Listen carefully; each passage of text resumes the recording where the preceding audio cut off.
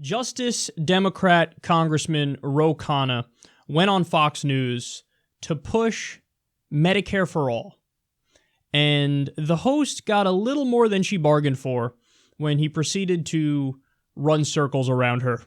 I want to get your take on the possibility of a single-payer healthcare system, and is that something that Democrats could really get behind? We would, and the president in his own book, The America We Deserve, touted Medicare for all and touted Canada and Australia systems in the past. That's something Democrats would support. Democrats would also support his call for prescription drug reform, allowing prescription drugs to be imported, something he called for on the campaign trail. You do, and I know that you can read the criticism yourself. The criticisms for a single-payer healthcare system are they're massive. You have those who say, listen, this is going to be massive payroll tax hikes. This is going to be impossible for businesses.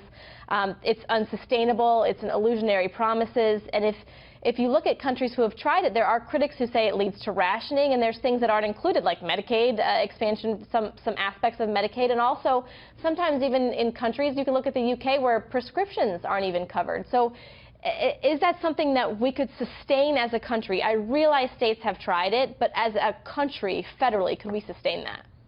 Well, the current cost of health care, as you know, Liz, is $49 trillion over the next 10 years. And the estimates, if you go to Medicare for all, would be $32 trillion. So you'd have a $17 trillion saving. And that's because you would cut out a lot of the excessive costs of insurance companies, the hospitals that are ripping off Americans with things like facilities fees, the pharmaceutical industries that we pay the most for drugs in the world, and Medicare isn't able to negotiate, which they would be able to do. So I actually think it would be a cost saving, and most importantly, the biggest cost to small businesses and entrepreneurs, if you ask them, it's not wages, it's health care. It's what makes our businesses not competitive, and which often leads to outsourcing. If we want to bring manufacturing back, if we want to create businesses here, we shouldn't burden them with the cost of insurance. So I think it can be pro-business. President Trump used to think it was pro-business. That's why he touted it in his own books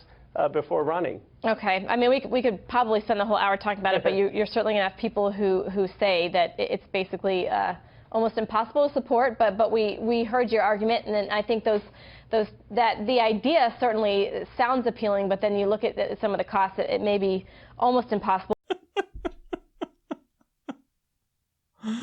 Oh, that was so great for so many reasons.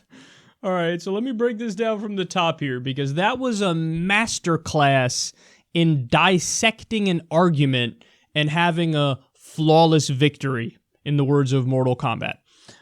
So first off, the very first move he makes when she's questioned, hey, what are your thoughts on Medicare for all? Like, we're on Fox News here. You already know what their take is going to be.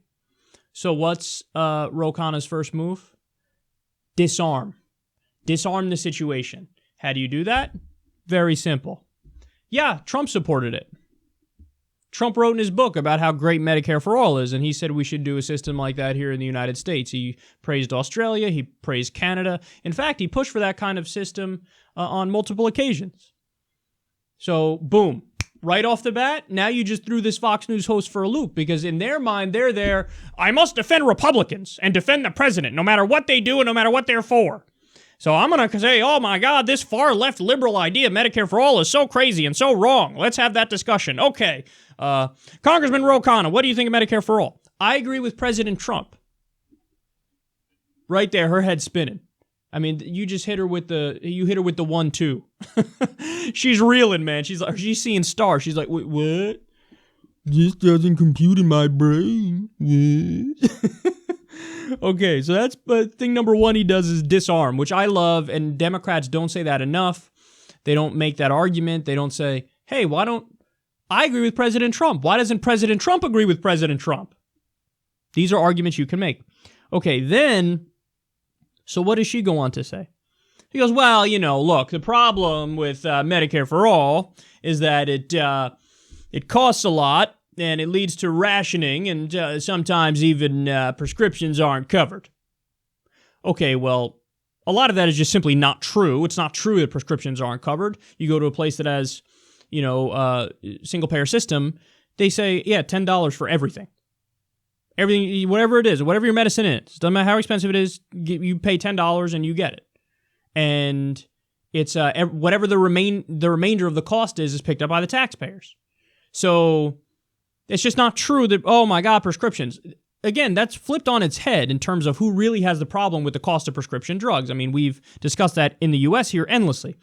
And to the rationing care point, everybody rations care. It's just a matter of how you ration it. In the U.S., what we do is called a wallet biopsy. That's not me talking. That's many hospitals and doctors who've pointed this out. They say, look, what we do is a wallet biopsy. We see, hey, how's your insurance? How much money do you have? And that determines the level of care that you get. So we do it based on the size of your wallet. That's how we ration care. How do they ration care in single-payer countries? Based on need. Hey, who needs the care? Okay, you need it the most, you're going to get it first. Come on, let's go. That's the way it works. That's the way it works. And there's no better way to ration care. So people might complain, oh my God, I have an elective procedure. I wanted to get my teeth done or my fucking chin reduced or whatever the fuck. And they might have to wait.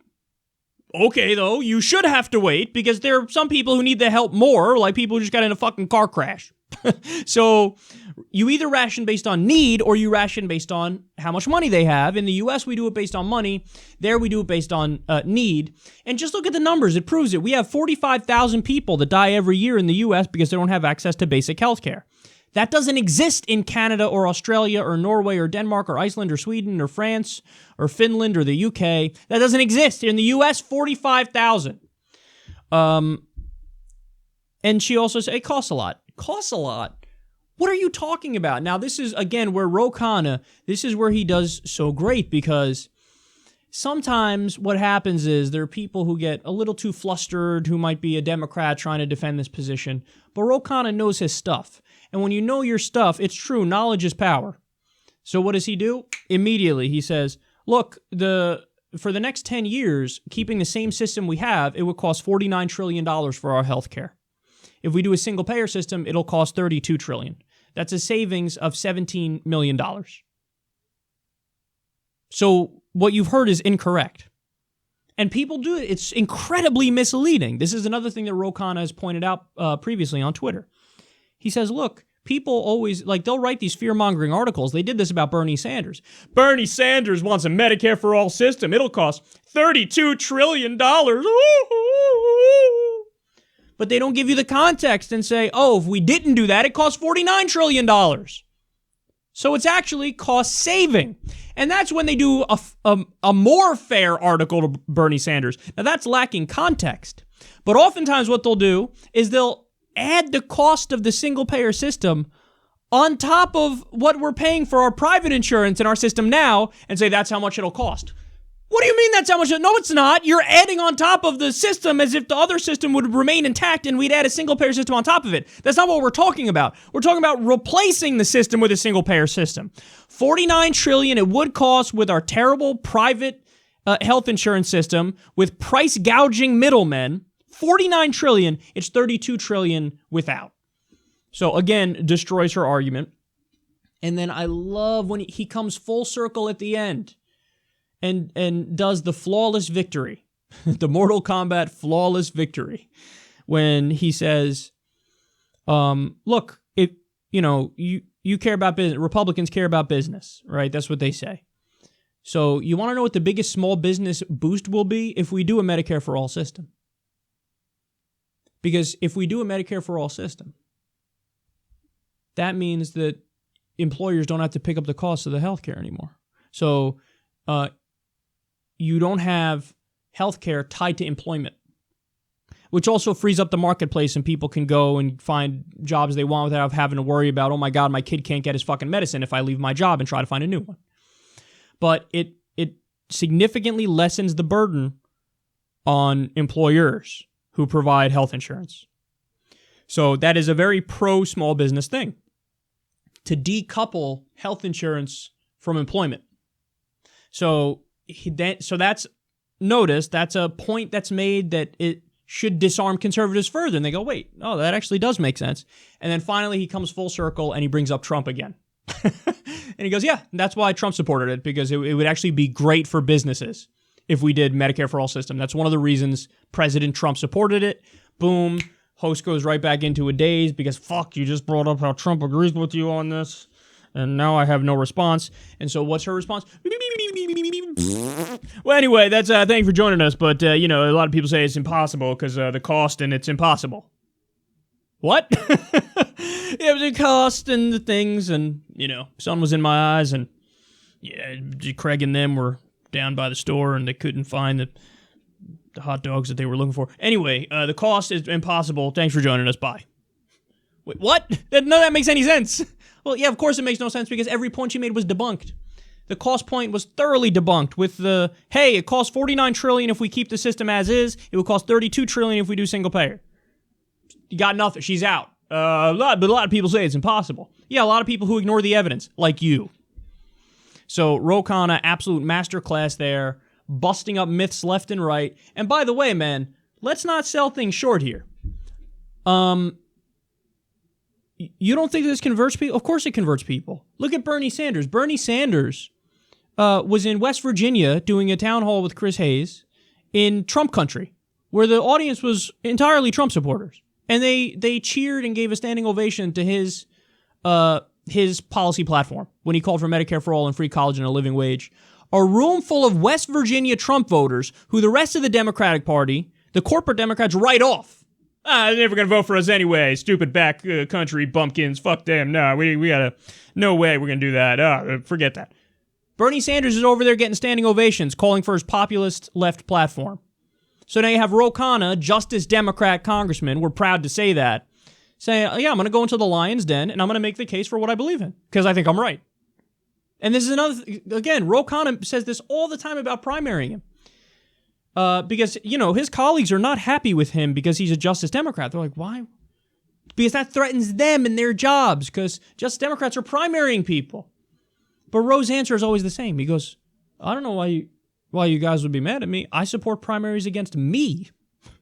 Somebody want to primary me? By all means, primary me. It only makes the party stronger.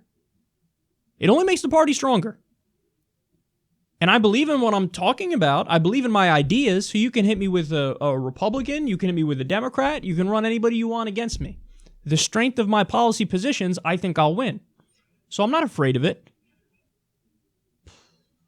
That's powerful. So when you have somebody who's willing to spread the message by going in the lion's den and talking to people who normally disagree, and somebody says, I'm not afraid. I'll tell you exactly what I believe and why I think I'm right. And I think I'm going to make you believe it too. That's a winner, man. That's a winner.